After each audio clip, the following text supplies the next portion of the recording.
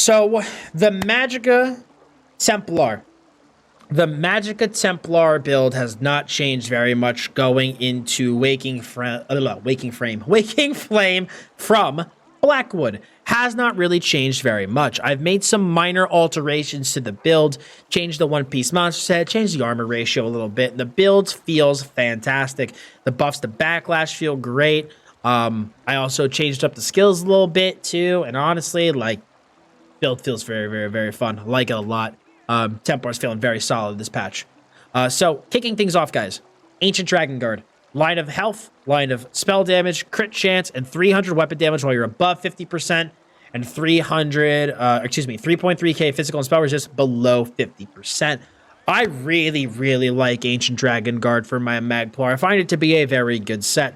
I don't really run a traditional defensive set on my Magplar. I run 5 pieces of heavy for a lot of resistances, and then I pair Ancient Dragon Guard with it because it's like a half defensive, half offensive set, you know, and I feel that between the minor protection from the Adric Spear line, all of the resistances that you get from heavy armor, plus the defensive properties of Ancient Dragon Guard, I personally find myself to be tanky enough. And I really like this, man. It gives you the damage when you need it, the tankiness to protect your heals when you need it, and I just find it to be a very, very good set for Magplar, and I've liked it for a very long time. I think it's really, really solid. Huntings, especially, well, Huntings is the Magplar, but like Huntings and Julianos, like as the crit has been changed to the game, have just become so much worse. And this just gives you those offensive bonuses of those sets while giving you the same 5-piece resistance as Fortified Brass when your health gets low. So I think it's very good. Really like Dragon Guard for that reason, so that's why we are running it. But we also do run a purely offensive set on the front bar, and that is going to be Spinners. 2 lines of maximum Magicka, a line of spell damage, and a huge increase to our spell penetration. This just allows our offense to go straight through our opponent's defense, really lets that backlash hit super, super hard, lets our jabs hit hard to stack it up. I just find it to be a really good set for the Magicka Templar. I prefer this over Stunes just for the consistency of it. And also, like, I know this may be silly, I just really like the 2 through 4 bonuses on it as well. And so I just love Spinners on the Magplar. I've used it on my Magplar, I think, ever since I've created the character. So I really, really like this paired with Dragon Guard. We do run a 1-piece shoulder, and that is going to be a Lord Warden shoulder. Personally, I like the little bit of extra armor from Lord Warden. I find it to be extremely useful. They did change the rune to no longer give armor, which honestly is kind of like a benefit with the new Hrothgar set. Like, could you imagine doubling your resistance from Major Resolve with Hrothgar existing? That would be really shitty. But I do find the little bit of extra armor from Lord Warden to be very valuable. I ran this build with something else here, and it felt like a tiny bit too squishy. But Lord Warden gave me that, 2+% mitigation. That it's amazing how something so, a bonus so small made a big difference. So I really like the armor line for that reason. And so I do find it very useful. And like I said, we have this available because we run the Malakath's Band of Brutality to increase our critical damage done by 16%. This build is a heavy armor build. It's not going to have the highest crit in the world. So because of that, the extra damage from Malakath is going to be very, very beneficial in my opinion. That's 16% flat damage. Very, very, very good for a build with low crit. If you don't have Malakath, there's plenty of other sets that you could run here. Like I've been mentioning on all my other builds that don't have Malakath, Balorg I think is a good option, especially considering that we are using a very cheap ultimate, so we'll have that Balorg bonus up constantly. But I think Malakath is going to be better if you do have it. Backbar wise, I just used Death's Wind. Death's Wind is extremely good for the backbar 2-piece. Just gives you a little bit of armor. It's just kind of like what we have available. So I just run that on the back bar for a little bit of extra defensive capability. In terms of weights, traits, and all of that stuff, we are running, I believe, 2 pieces of Sturdy. We have 2 pieces of Sturdy, 1, 2, 3, 4 pieces of Impen, and this should be reinforced. It is currently Impen at the moment, but it should be reinforced. So, if you don't have it, I know this is a crafted set. I just have to recraft it at some point, but I've just been too lazy and I forgot to do it. So do this at reinforced when you actually craft this for yourself. But we do run 2 prismatic and 5 Magicka glyphs.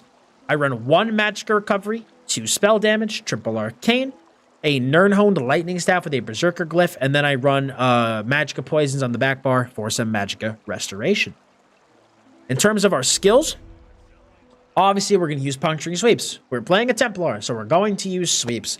This deals, damage over time, even though it is direct damage. It reduces enemy movement speed for the enemy that's closest to us. To keep them close, we can continually jab them. And you heal for 40% of the damage done with this ability. It is a good thing with this patch that is considered direct damage because you can still take Nightblades out of stealth with sweeps, which is a very important thing. So this is going to be the bread and butter of the build. A lot of power baked into sweeps. Very, very strong. And on top of that, it also does give us our, if I can find it, it gives us our Spear Wall passive, which gives us minor protection. So sweeps, very, very powerful skill. Toppling Charge is freaking amazing. This is the primary stun for the build, and it is also a gap closer. Very seldomly will you ever see me run a gap closer, but the reason that we can afford to run one on the Magplar is because it's also baked in with our primary stun. This really helps us stick to opponents. If the snare from this wasn't already enough, this will just keep us on our opponents and keep us dealing damage and give us really, really good uptime. So Toppling Charge is a fantastic run. We are now running Purifying Light once again to deal a minor amount of instant magic and damage, but then it copies all damage we deal for 6 seconds, releasing 50% as additional magicka to our opponents.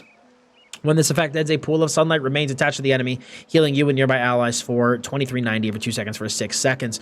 So simply put, you are going to toss up Purifying Light, go into Toppling Charge, use Crescent Sweep, which deals initial magic damage. Quite a good tooltip for only 73 ultimate. And it also does a little bit of magic damage over time for 6 seconds. On top of also, enemies in your path will be hit for 60% more damage. So this deals a lot of freaking damage. So you Purifying Light, Toppling Charge, Crescent Sweep, start jabbing away, and watch the pop. And if they don't die from that combo, you have Radiant Glory to finish them off. This is our execute. We are running the Beam, which just deals, some damage over 1.8 seconds. This deals up to 480% more damage to enemies below 50% health and does heal us for 20% of the damage inflicted. I know some people are going to want to run the pure damage morph here, and you obviously can go ahead and do so if you would like to. I actually really like Radiant Glory. The damage between this and the other morph isn't that crazy. Like, obviously, there is a difference, obviously, but it's not crazy. And I really like the heal from this. 20% off of your execute, which is going to deal so much damage to somebody who's low HP, is fantastic. So I do like this morph personally. You don't like the extra healing or don't feel that you need it, run the other morph, but I have started running Radiant Glory and I like it quite a lot. We also do have Ellie Drain. Ellie Drain is part of the formula where Magicka Templar gets a lot of passive magicka regeneration. So we do have Major Breach for 6k resistances, combos really well with spinners for free damage. Minor Magicka Steal for 340 effective Magicka Recovery, and the skill is completely free to use. So very, very good for pushing our offense as well as our sustain. Backbar. Degeneration. Just another dot over 12 seconds, our source of major sorcery, and some Mages Guild passives. We also run Extended Ritual. This is going to be our Purge, 5 harmful effects off, as well as a nice hot every 2 seconds for 24 seconds. You also can give allies a Purify synergy as well, so it's also a good group tool, but it's going to be really good, man. Just purify those negative effects right away. Give yourself a nice heal over time. Just obviously going to be a staple part of the Templar kit. You're then going to also use Honor the Dead for your main burst heal. The good thing about this too is that Honor the Dead morph, it is expensive. 4,400 magic is expensive, but if you heal yourself below 75% health, which if you're using this skill, you will be below 75% health, you restore 18% of the ability's cost every 2 seconds over 6 seconds as magicka, so you will be restoring some of the cost back, so, that's always nice. It won't cost the full arm and the leg to cast, only part of the arm and part of the leg. You also do have Channeled Focus. This is going to be our resistance buff, which also gives you 480 magicka recovery, effective magicka recovery from just your armor buff. It's amazing. It is amazing. And when you stand in the rune, you get healed for 1400 health every second. So on top of standing in the rune, on top of your Purge Hots and your Honor the Dead, you're going to be getting quite a bit of healing coming in from just like passively standing there, which is really, really, really solid. We also do run Elusive Mist. I personally hate playing Magicka Templar without this skill. Magicka Templar's biggest weakness, in my opinion, is ranged defense. Its range defense is utter garbage. And the problem with something like Race Against Time, it's the same issue I have with it on my Mag DK, where you use it, And you get the speed, you get the movement immunity, and that's great and all, but you're just eating all of that range damage as you try and kite away. You just eat all of it, you know? And it's a lot of damage, and so you have to spend more, you have to spend stamina on sprinting, trying to dodge roll big bursts that are coming in, blocking stuff. You're spending more Magicka to heal yourself. It's like, why am I going through all this trouble when I could just use Elusive Mist and get 75% damage reduction, Major Expedition, immunity to all disabling and mobilization effects while I channel it? You know, it's just super, super good. And plus, again, think about it. We're getting 480 Magicka recovery from channeled focus, and I think 300 and what did I say? This is 484, and this is about 340. So it's a lot of just passive recovery just coming in. That has nothing to do with our Magicka recovery stat. So I think we can really sustain Vampire, no problems. And so Elusive Mist is very good to use for that reason.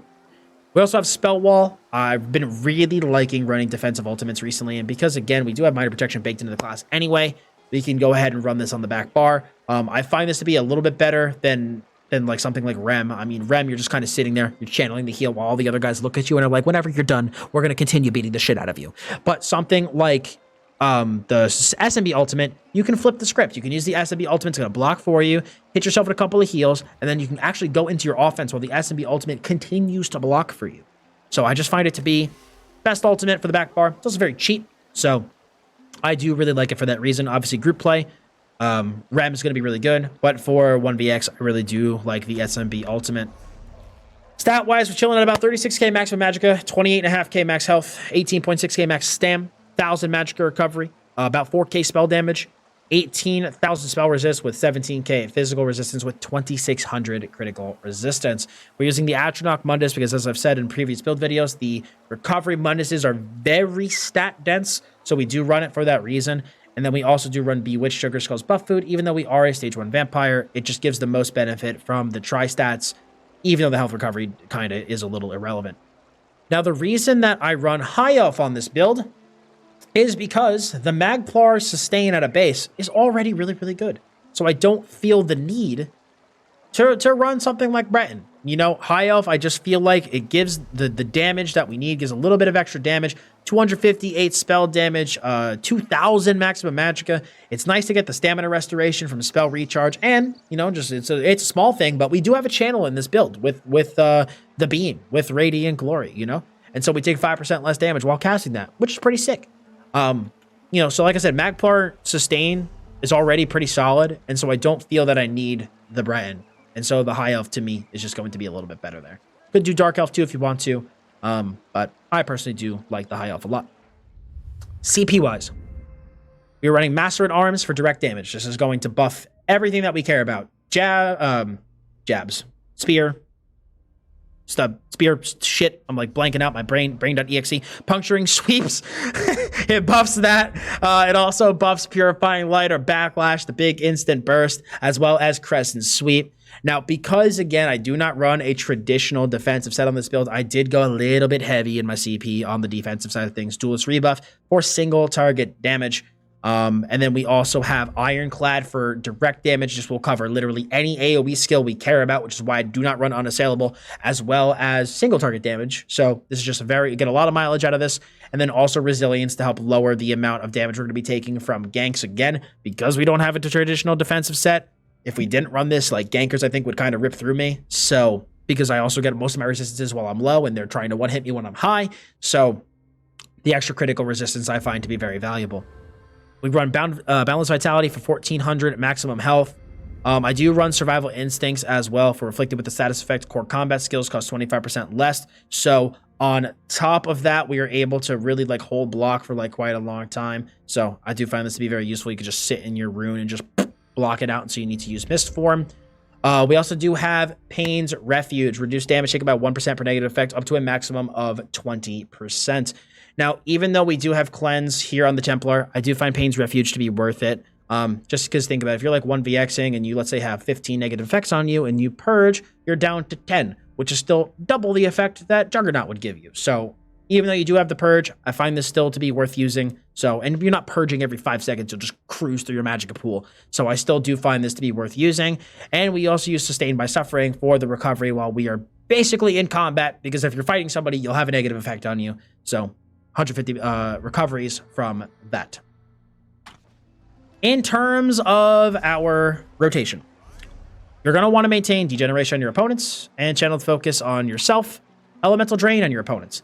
And then, like I said earlier, the combo is going to be Purifying Light, Toppling Charge, Crescent Sweep, Jabs until they start to get low, Radiant Glory, and then your opponent is dead. Hooray. Pretty straightforward, honestly. That's why I think Templar is a really good new player class, because the rotation, you have like, you know, very straightforward, very set. Defensively, you're going to want to just use Purge, Honor the Dead, chill on your channeled focus unless you need to kite, go into Mist form. Use Spell Wall if you need the defensive capabilities from it. But you're going to be generating ultimate pretty quick. And the good thing is that Crescent is super, super cheap. So you're going to have it up quite a lot.